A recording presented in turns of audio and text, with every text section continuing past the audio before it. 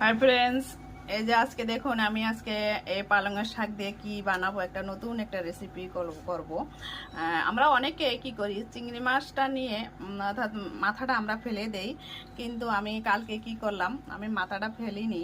আমার তার আগেও একদিন আমি একটা চিংড়ি মাছের মাথা দিয়ে একটা নতুন একটা রেসিপি করেছি, খুব ভালো লেগেছে। তাও দিয়ে ঝিঙা আছে, ঝিঙার খোসা দিয়ে ওটা খুব একটা টেস্ট হয়েছে, ওই ইয়েটাও সবজিটাও। আর আজকে কালকে আমি কিন্তু চিংড়ি মাছের মাথাটা রেখে দিয়েছি, ওইটা রেখে দিয়ে ভাবছি কচুর কিছু পাতা কিংবা ডোগা টোগা পাওয়া যায়, কচুর ডাংবাগুলা, কিন্তু আজকে আমি পাইনি, বাজারে গিয়েছিলাম কিন্তু কিছু পাইনি। তো আবার একটা আইডিয়া আসলো যে কি করা যায়, ওগুলো অনেকদিন ফ্রিজেও রাখা যাবে না, গন্ধ বেরোবে, আর তবুও ডিব্বিতে রেখেছি, ভালোই ছিল। তারপরে যে দেখুন আমি চিংড়ি মাছের মাথাটা, ছোট ছোট চিংড়ি মাছের মাথাটা রেখে দিয়েছি। এটা এখন একটা নতুন একটা আসলো যে না, পালংয়ের শাক দিয়ে আমি এটাকে একটা নতুন করে একটা রেসিপি করব। এটাকে আমি এর সাথে দিব একটু চানা দেব, আর রসুন আছে, পেঁয়াজ আছে, কাঁচা লঙ্কা। আর এটাকে আমি একদম করব একটু সিদ্ধর সাথে, আমি শাকটাও ঢেলে দিব, দেখাবো আমি কিভাবে করব। এই যে দেখুন আমি চিংড়ি মাছের মাথাগুলারে এটাকে লবণ আর হলুদ দিয়ে এভাবে একটুখানি বয়েল করে নিচ্ছি। আর এর সাথে আমি এখন এটা দিয়ে দেবো, শাকটা দিয়ে দেবো। এই শাকটাকেও এইভাবে এর সাথে আমি বয়েল করে নেব, জল দেবো না, আমি ঢেকে এটাকে বয়েল করবো যেন শাকের জল না থাকে, কারণ এটাকে আমি মিক্সারে পিসাবো, তো ওই জন্য মিক্সারে গ্রাইন্ডিং করবো, তার জন্য মানে আমি এটাকে ঢেকে দেবো।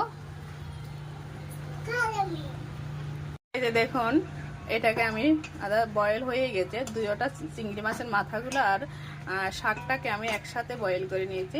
এটাকে এখন আমি ঝুড়িতে, জলটা ফেলবো না, জলটা আমি পরে দিয়ে দেবো। আর এটাকে আমি ঝুড়িতে রেখে গ্রাইন্ডিং করব, তারপরে দেখাচ্ছি কিভাবে বানাবো।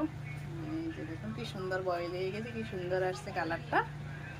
দেখুন আমি শাকটাকে এভাবে গ্রাইন্ডিং করে নিয়েছি, একদম মাথাটা একদম ফিনিশিং হয়ে গেছে, একটু মাথাও নেই, দেখুন সব একসাথে গ্রাইন্ডিং করে নিয়েছি। আর এখানে জলটা আমি এর সাথে দিয়ে দেবো, কারণ শাকের জলটা আমি ফেলবো না। এখন আমি চানাটা দিয়েছি কুকারে, চানাটার একটু বয়েল করে নিয়ে দুটো চিটি মেরে দিব। এখন আমি সরিষার তেল দিয়েছি, 2 চামচ সরিষার তেল দিয়েছি, আমার তেলটা হয়ে গিয়েছে। এখন এটার ভিতরে আমি রসুনটা দিয়ে দেবো, রসুনটা দিয়ে দিচ্ছি। রসুনটাকে আমি বেশি একটা ভাজবো না, তারপর আমি পেঁয়াজ দিয়ে দিচ্ছি, পেঁয়াজ আর 2-3টা কাঁচা লঙ্কা দিয়ে দিচ্ছি একসাথে। এখন আমি পেঁয়াজটাকে একটু হালকা ফ্রাই করে নিই। আমার পেঁয়াজটা আদা ভাজা হয়ে গিয়েছে, একদম করিনি, ব্রাউন করিনি। এখন আমি চানাটা দিয়ে দেবো, চানাটা দিয়ে একটু হালকা ফ্রাই করে নিই চানাটাকে পেঁয়াজের ভিতরে। এর সাথে আমি একটু হলুদ দেব, একটু লবণ দেব, বেশি দেব না। এটাকে আমি একটু হালকা ভেজে নিই। আমার এটা এখন হয়ে গিয়েছে। এখন আমি এই শাকটা দিয়ে দিচ্ছি। এখন আমরা মহিলারা পারলে না অনেক কিছু করতে পারি। এটা এখন আমি এভাবে লেড়ে নিই, আর এর সাথে একটু হলুদ দেব। আর আমরা অনেকে কিন্তু এই চিংড়ি মাছের মাথাটা ফেলে দেই, কিন্তু যদি একটু আইডিয়া খাটে যদি অনেক করি না, অনেক কিছু করতে পারি, কিন্তু হয়তো আমরা অতটা নেই না, ঝামেলাকে কি করবে, দূর এত সময় টাইম নেই, এই সেই, কিন্তু একটু টাইম নিয়ে করলে না অনেক কিছু আমরা করতে পারি, আর অনেক আমরা পয়সাও অর্থাৎ বাসট করতে পারি। কিন্তু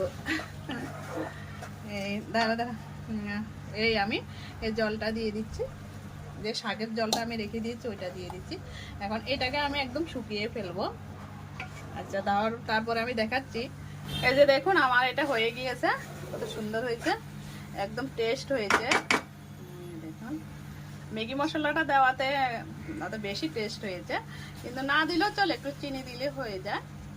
আর একটু জিরা পাউডার দিয়েছি, ভাজি খুব ভালো হয়েছে। দেখুন আমি এই প্রথম বানিয়েছি, কিন্তু চিংড়ি মাছের মাথা দিয়ে অনেক কিছু বানানো যায়, ইচ্ছে করলে যদি একটু বুদ্ধি খাটিয়ে আমরা করি না, অনেক কিছু বানানো যায়। আপনারাও বানিয়ে খাবেন, খাওয়ার পরে আমাকে কমেন্টস করবেন যে কেমন হয়েছে।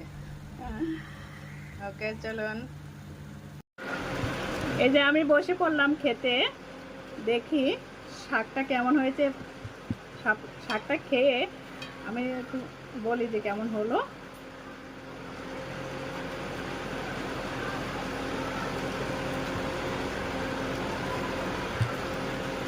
সত্যি খুবই ভালো হয়েছে শাকটা, এত টেস্ট হয়েছে আর বলার মতো না।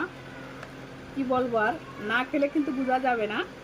আপনারা এভাবে বানিয়ে খাবেন, তাহলে আমাকে বলবেন যে না দীপ্তি যে কিছু একটা রান্না করেছে, না তো ভালোই হয়েছে। ওকে চা দেখি লেবু দিয়ে, আর সত্যি খুব ভালো হয়েছে।